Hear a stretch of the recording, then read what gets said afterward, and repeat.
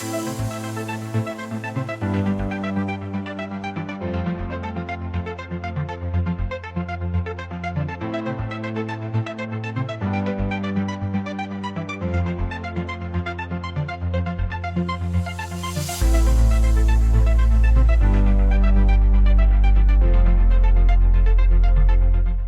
everybody, and welcome back to Auto Nerd. My name's Andrew, and this is where we talk car sales.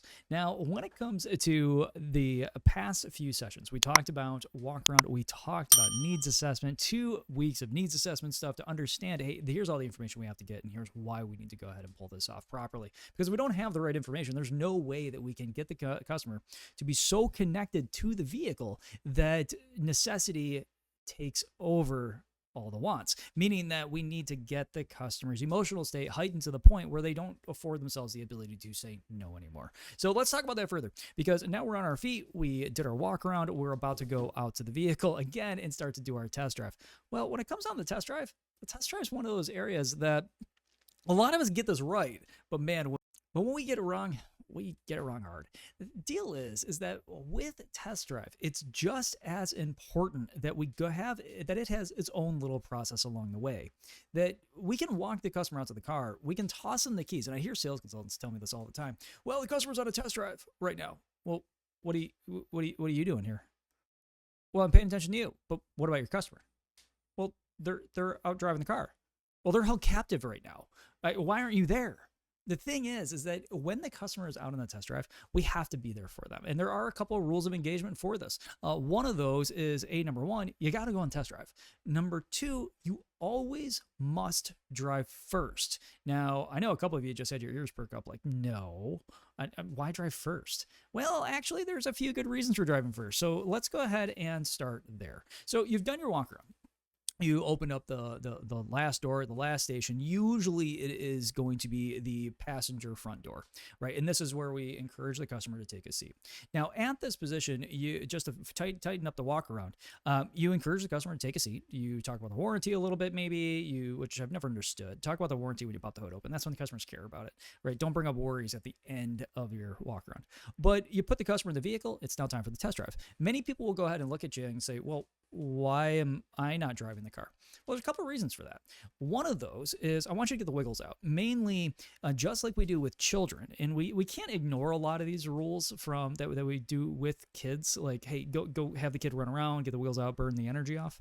So you take the customer, you put them in the vehicle, you get your test drive route planned, and if you're one of those stores where you only take right-hand turns to go around the block, you're not helping yourself. Honestly, the customer's going to want to go on a longer test drive. They're actually going to want to feel the vehicle, right? And so the whole idea of, the feel the wheel seals the deal kind of thing, it kind of has some truth to it. Actually, it's proven. JD Power and Associates, I think, did the survey where they attached the closing ratios, an increased closing ratio to the length of the test drive.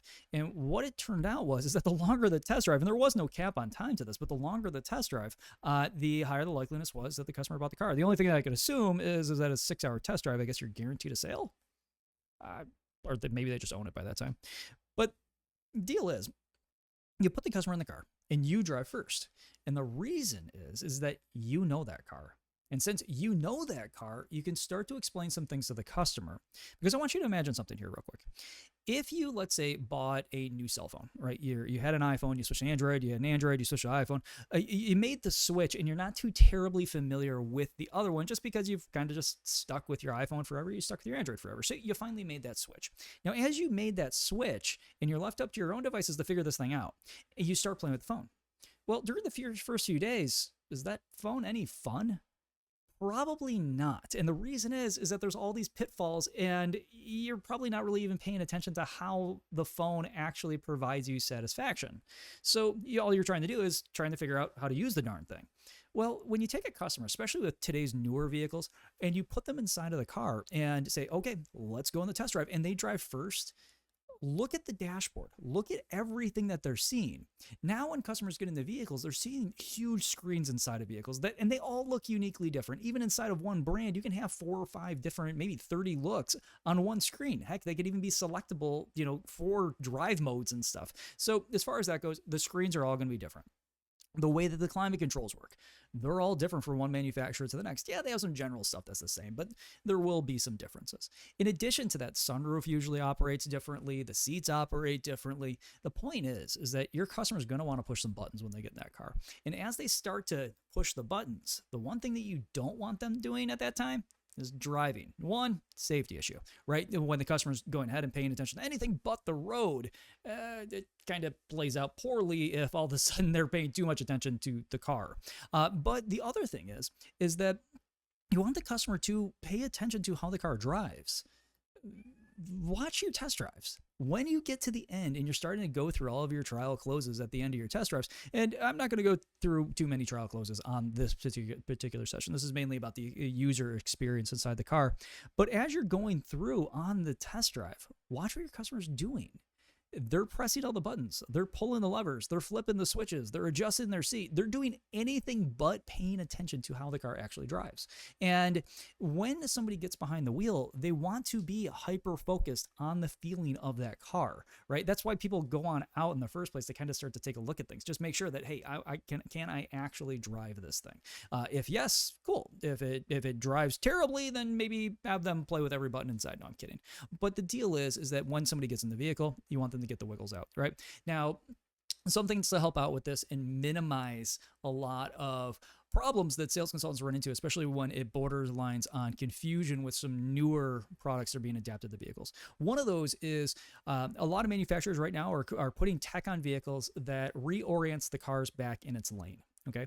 Another one is going to be technology that speeds the car up, slows it down. Another one could be active blind spotting that will go ahead and actually move the car around as you drive to keep you safe. The point with this is that as cars evolve and they become newer, we're seeing more of this ADAS tech, or advanced driver assist systems tech, start to be applied to the vehicles, and many people fear it.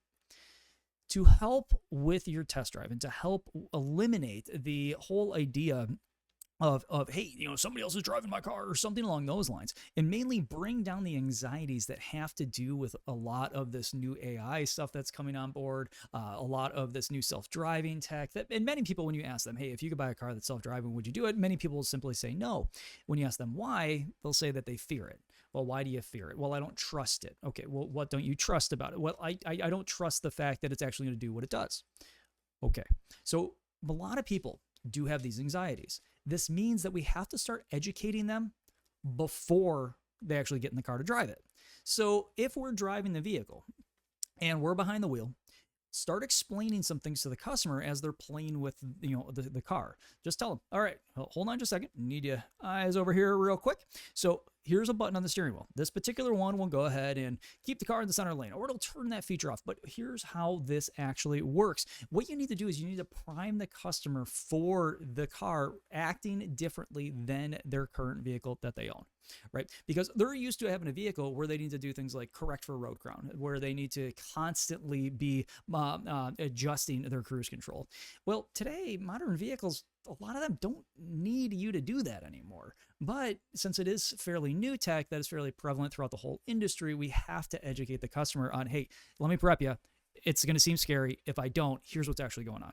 So show the customer where the sensors are, show them where the cameras are, and make sure that they're going to be okay with the fact that, hey, when we go out to the vehicle and you start to take a look at this thing and you're driving this, it's going to do some stuff that you may not actually ever have experienced. And here's what it is. And just so you know, don't worry about it. We can shut most of it off. We can make it more sensitive if you want, whatever it might be.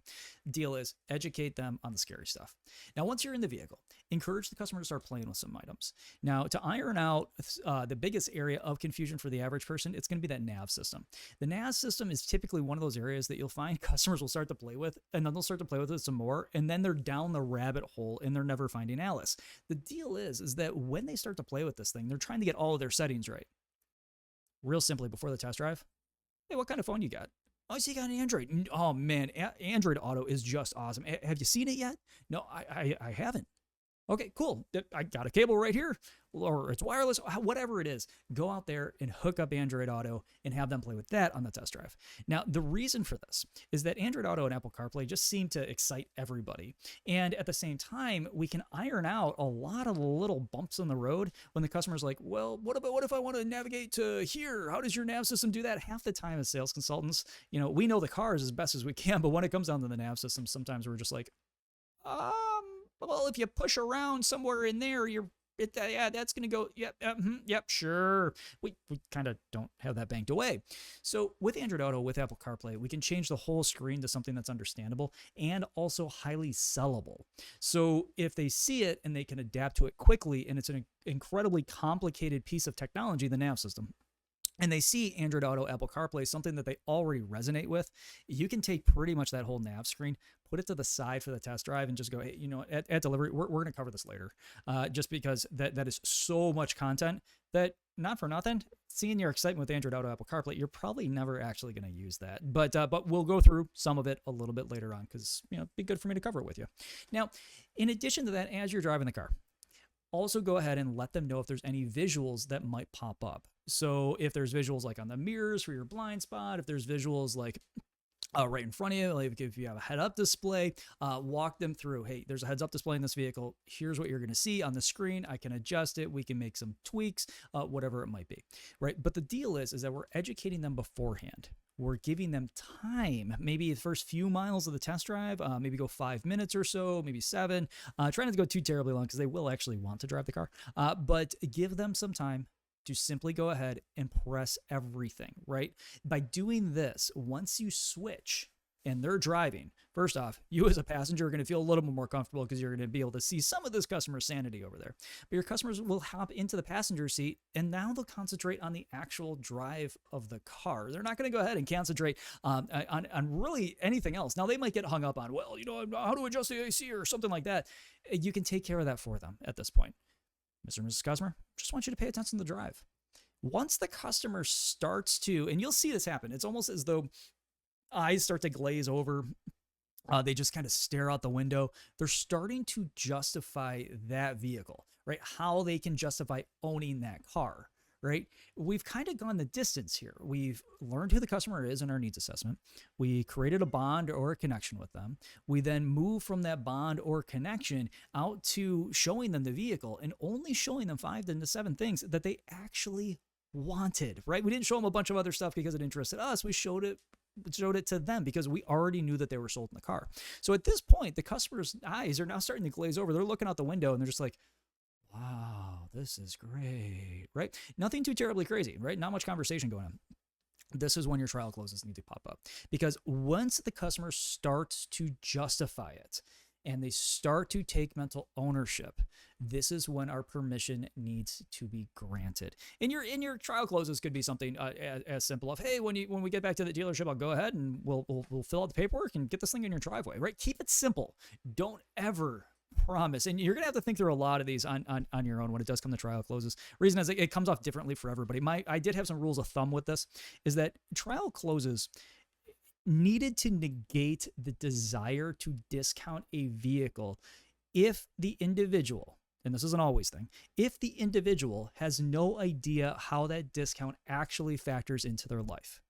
Okay, so what this means is that if I have a customer sitting there in front of me and I do a trial close, bring them on in, and the trial close sounds something along the lines of, well, should we go on in and see what we can do for you and see if we can get you a discount or something to that fair? Just know the customer is going to expect something from you when they go into the store. You're dangling a carrot in front of them. The carrot should be in their head. It should be the desire to own this thing, the desire to put it in their driveway. It shouldn't be the desire of, hey, let me go inside and see if I can get a payment that's $10 less, or see if I can crush and cave in the sales consultant's brain. That's a fight. That's not closing, right? Closing isn't a manager coming out and saying, well, no, here's this, and I'm going to talk about that later, right? The whole idea of the test drive is to get the customer to the point where they give themselves permission to purchase the unit that they are driving. Once they've been given that permission by themselves to go, hey, it's okay to do this, and it's reinforced by the party that is with them of, hey, would you like to put this in your driveway? It's not much paperwork. Yeah, I absolutely would. Cool. Come on in, take a seat. Okay. So, but the thing is a lot of us go ahead and we offer up the idea of they can have some sort of carrot or big discount right off the bat. Just remember, with your test drive, it has to be hyper focused on the customer. It has to take into account all that stuff from needs assessment. Bring it all on over, right? All the good stuff that they told you. You painted the picture, then reinforce that picture, right? Mr. and Mrs. Customer, turn around. I know we're driving a minivan right now, but turn around, take a look. Can you envision your kids sitting back there all quiet, headphones on, they're all plugged into those USB ports? Yeah, I can. What are they doing right now? Well, they're sitting inside my Tahoe or whatever it might be. They're not plugged in because it doesn't have those features. In addition to that, they're not separated because there's a bench. So what you're doing is you're amping up that experience again, right? You're reinforcing it that, hey, will this thing be able to go ahead and do what you're going to do without actually asking the question, right? You give the customer the visual. Once the visual's there, they end up falling in love with that. They end up falling in love with you. Next thing you know, they got the car. So all in all, on the test drive, it's about the customers experiencing the vehicle, right? They've experienced you, right? Now we're going to introduce them to their new toy, their new friend that they're going to have for the next 5 to 7 years. After that's done and we've painted that awesome picture of here's the test drive, here's how it feels on the road. Yeah, we went down that little trail that we weren't supposed to. We went on the highway, went a little faster than we weren't supposed to. Not advocating for that. Or we just took it out. It was an EV. We turned everything off so we can hear how quiet it was on the road. Whatever it might be, it is a time to get the customer to experience the vehicle, and you command that experience. It's not commanded by the person in the car. So whenever you think to yourself that, hey, you know what, I'm just going to throw the customer the keys and they can go ahead and take the car out for a drive, you're hurting yourself, right? The customer can justify it on their own, yes. But are they going to justify it in a way that raises positivity to the point that it's going to work for you? Because when it comes down to it, there's still a paycheck we got to worry about. And putting in 3 or 4 hours of work to make sure that somebody is going to be supremely satisfied with our services, it's kind of a bummer when they say no. So don't let the customers simply just go out on their own. Take that car out first, because the customer is never going to put their foot to the floor. So take the vehicle out, punch it.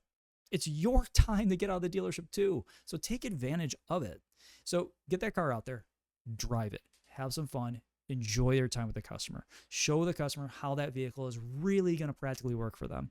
And when you go to make a switch, pull off somewhere where, like a park or something along those lines, where there's no other vehicles really around. Now the customer can go ahead and see this car just for what it is without any of the other vehicles around. And if that's the case, I could do another walk around there. I could show them more stuff on the car as they start to ask questions. I'm not stuck and relegated to walking the customer around a vehicle while they're also looking out at my lot going, well, what's that? What's that? What's that? That's not what I want. I want the customer to be focused on this vehicle, because if they want the most fully loaded model, but this car that I'm showing them right now, I know is not the fully loaded model, but it's going to work for their bank account, and it's also going to go ahead and fulfill the needs and desires that they have. Well, I got to make that thing look awesome. And one of the ways of making it look awesome is removing it from the rest of them and potentially doing a second walk around on your switch spot on the test drive. So this week, quick shot in the arm. But if you could, please go ahead, click that subscribe button. Again, helps me help you in some huge ways. I'm trying to keep these things short and simple to the point. So next week, we're going to dive headfirst on into negotiation. The negotiations, this is going to be crazy, easy, simple. And for those of you that are out there going, well, closing this and closing that, yeah, I'll show you how to close. It's hilarious. So as far as that goes, gang, please go ahead, click that subscribe button. It really does help me. Share this with somebody else. Bring people on into the Auto Nerd family. And aside from that, if you're watching us on YouTube, we do have an audio version on the for podcasts. And if you are on our podcast, just know that we do have our YouTube channel as well. You could just simply go to autonerd.com, pick up that podcast. Or if you want to go ahead and have the vidcast over on YouTube, just simply go to YouTube, pop in Auto Nerd, AUTOKNERD. And boom, you will find me right there. And feel free, fire away any questions you got. Let me know. I'll talk to you soon, gang. Bye-bye.